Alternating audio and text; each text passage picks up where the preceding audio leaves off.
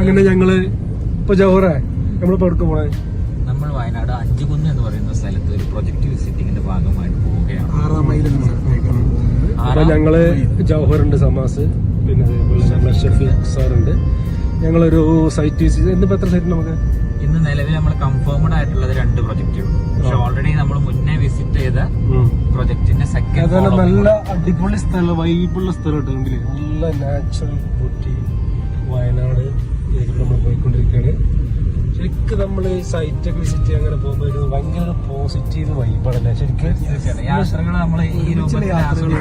നമ്മൾ ശരിക്കും സ്റ്റോറിൽ ഇരിക്കുന്നതിനേക്കാൾ നല്ല നമ്മൾ ഈ സൈറ്റ് പോകുമ്പോൾ നമുക്ക് ഒരു ട്രാവലിംഗ് ഒരു എൻജോയ്മെന്റ് കിട്ടുന്നുണ്ട്. അതുപോലെ തന്നെ നമുക്ക് എന്താ പറ്റും, പുതിയ പുതിയ ആളുകളായിട്ട് ന്യൂ പീപ്പിൾ, അതൊക്കെ ഭയങ്കര ഒരു പോസിറ്റീവാണ്. നമുക്ക് നല്ല ബിസിനസ് വോളിയം തന്നെ നമുക്ക് അതിൽ വോളിയം കൂട്ടാനും പറ്റും.